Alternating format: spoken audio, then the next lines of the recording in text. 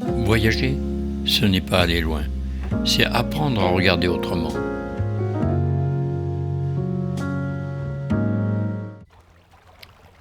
Et si la nature était la plus grande architecte de tous les temps? Bienvenue à la Playa de las Catedrales, un nom qui n'est pas métaphore, mais une évidence. Ici, sur la côte de Lugo, entre Galice et Asturie, l'océan a sculpté pendant des millions d'années une œuvre d'art minéral. Des arches de plus de 30 mètres de haut, des voûtes, des contreforts, des piliers. Tout y est. Tout évoque la nef d'une cathédrale gothique. Mais ici, pas de vitraux. Seulement le ciel infini et le bleu changeant de Cantabrique.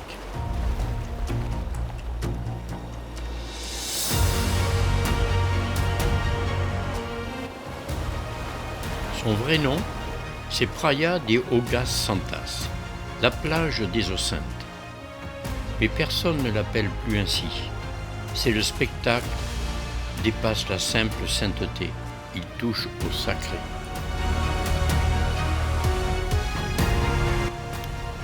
Mais attention, cette cathédrale a ses horaires de messe. Ils sont dictés par la mer.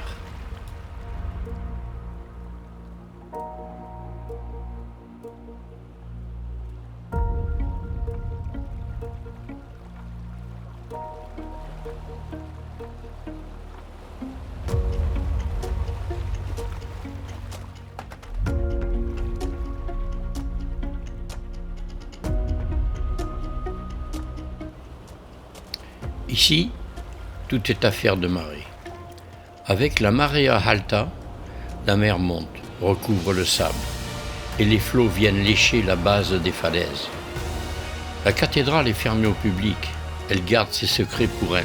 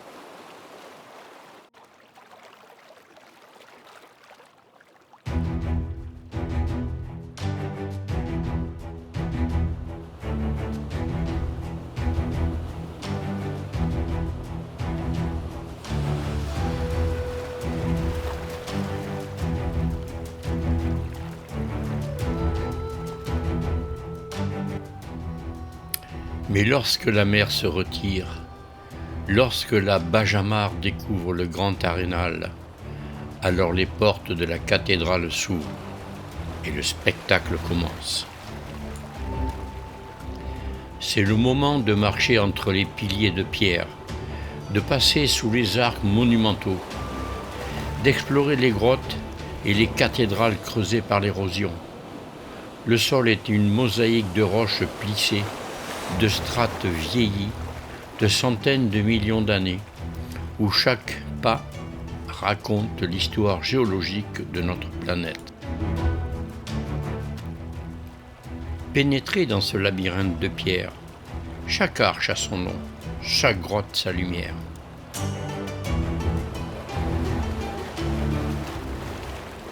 À marée basse, c'est un autre monde qui s'offre à vous.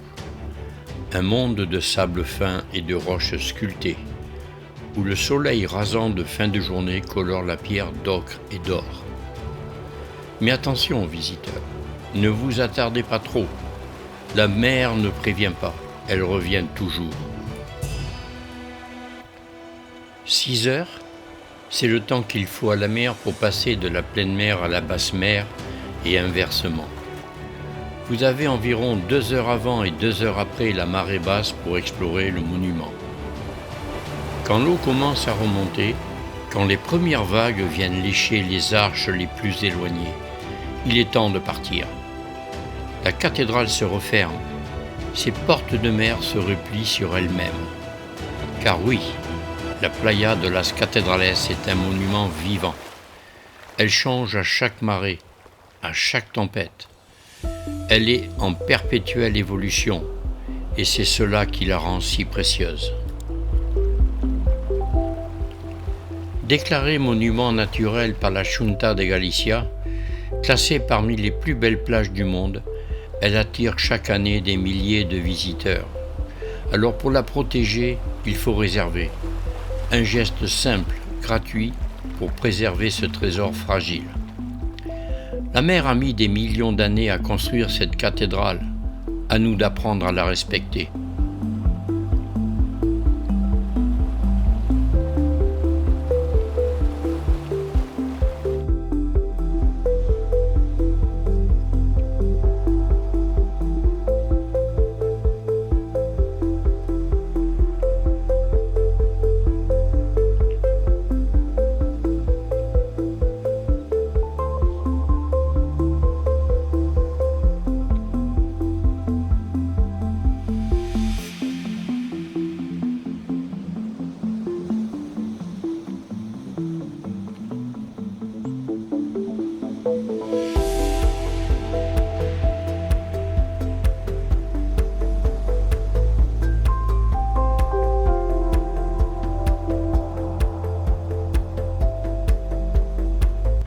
L'aménagement pour se promener sur la plage des cathédrales, il y a en bas sur la plage, mais il y a tout un tas d'esplanades d'aménager pour se balader. Bon.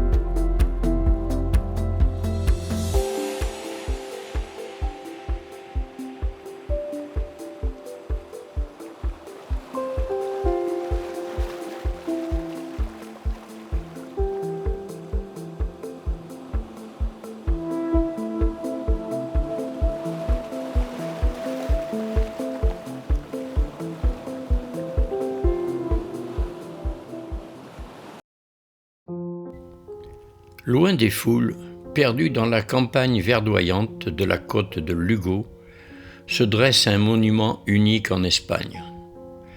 La basilique San Martino de Mondoñedo. C'est pas une église comme les autres. Elle porte un titre rare, un privilège disputé par les historiens, celui d'être la plus ancienne cathédrale d'Espagne. Bienvenue dans un lieu où chaque pierre raconte 1000 ans d'histoire, de foi et d'art roman.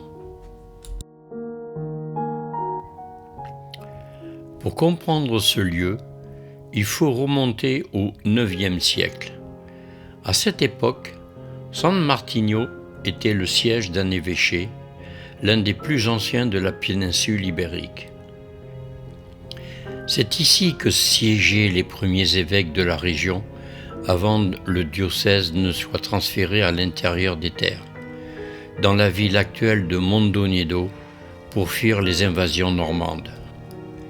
L'édifice que nous voyons aujourd'hui a été construit entre le XIe et XIIe siècle sur les vestiges de ce premier temple pré-roman. Au Xe siècle, il ne reste que des traces, mais l'âme, elle, est restée. Déclarée monument national en 1931, cette basilique est un joyau de l'art roman galicien. Mais le vrai trésor de San Martino, c'est le bestiaire de pierre qui peuple ses murs. Ses chapiteaux et ses modillons racontent une histoire silencieuse. Ici, des scènes végétales, des entrelacs celtiques rappelant les racines profondes de la Galice. Là, des figures bibliques, des apôtres, des prophètes. Et tout autour, sous la corniche qui soutient le toit, une procession de modillons sculptés. Ce sont ces petites têtes qui défilent, ces masques humains et animaux, ces personnages dans des postures étranges, parfois grotesques, parfois souriants. Chacun a sa propre expression, sa propre histoire.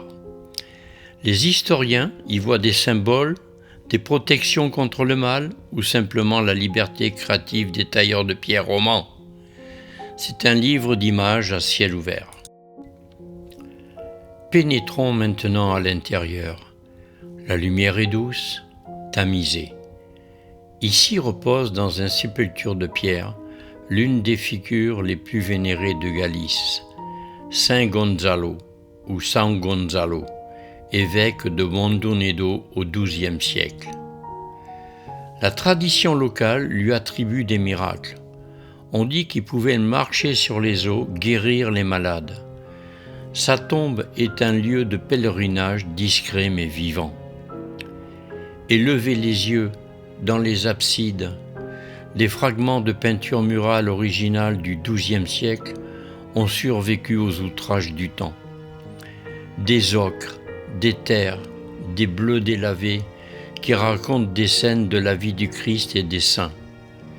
Ces fresques sont parmi les plus anciennes de Galice.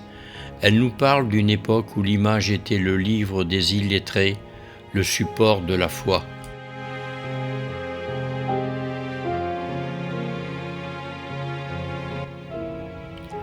Alors pourquoi venir à San Martino de Mondonedo ?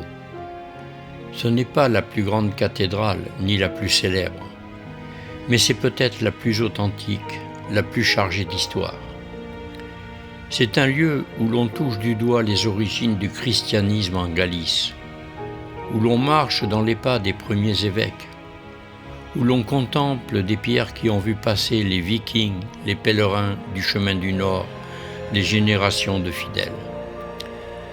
San Martino est un gardien silencieux de la côte de Lugo. Il ne paie pas de mine, mais il a vu défiler 10 siècles d'histoire.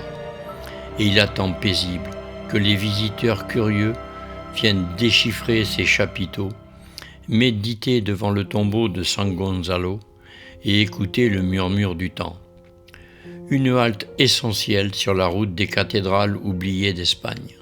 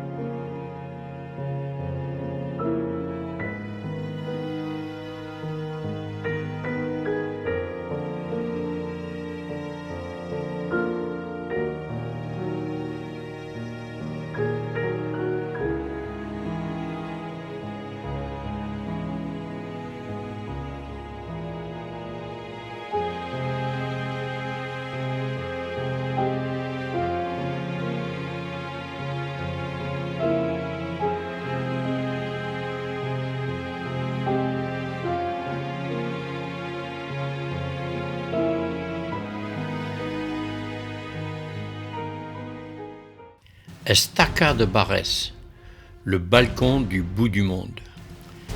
Ici, à l'extrême nord-ouest de la Galice, la terre espagnole pousse son ultime avancée dans l'océan. Un promontoire sauvage, balayé par les vents, où se joue un spectacle géologique unique, la rencontre de l'océan Atlantique et de la mer Cantabrique. Mais Estaca de Barès, c'est bien plus qu'un cap. C'est une mémoire, une vigie, un sanctuaire pour les oiseaux du monde entier. Et son phare sentinelle, blanche haute de 10 mètres, veille sur ce bout du monde depuis 1850. Après Estaca de Barès, le bout du monde, la Galice nous offre un autre visage de sa démesure, plus sauvage, plus vertical, plus ancien encore. Bienvenue au Cap Ortegal. Ici, à quelques encablures seulement du cap le plus septentrional de l'Espagne, la Terre ne se contente pas de s'avancer dans l'océan, elle se soulève, se dresse, se déchire. Ce n'est pas un cap, c'est un chapitre de l'histoire de la Terre, écrit dans la roche la plus ancienne de la péninsule, et gravé à même les falaises les plus hautes d'Europe continentale.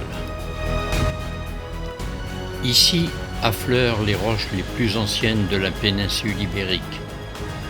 Des amphibolites, des granulites, des éclogites, des roches métamorphoriques nées dans les entrailles de la Terre à plus de 60 km de profondeur avant d'être ramenées à la surface par des forces titanesques.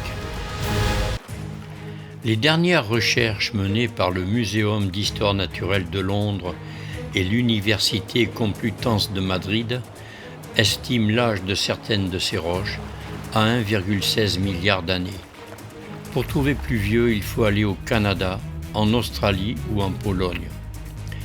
Ce cap est né il y a 340 millions d'années, de la collision entre le supercontinent Laurentia et Gondwana, qui allait former la Pangée.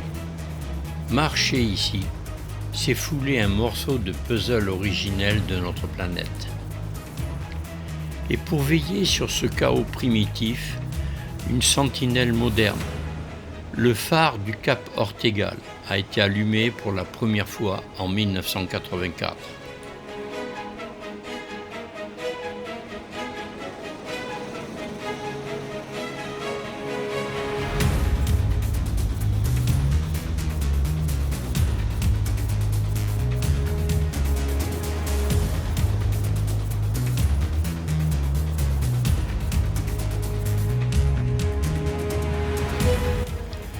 La semaine prochaine, nous continuerons par A Coruña pour ensuite aller vers Cabo Villan. Réveil de notre spot de la nuit.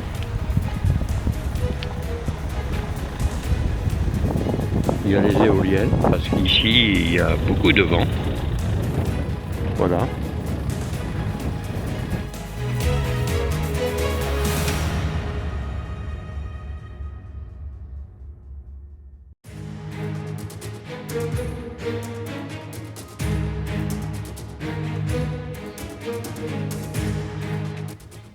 Rejoindre le Santuario d'Avia da Barca et enfin, pour terminer, à Saint-Jacques-de-Compostelle.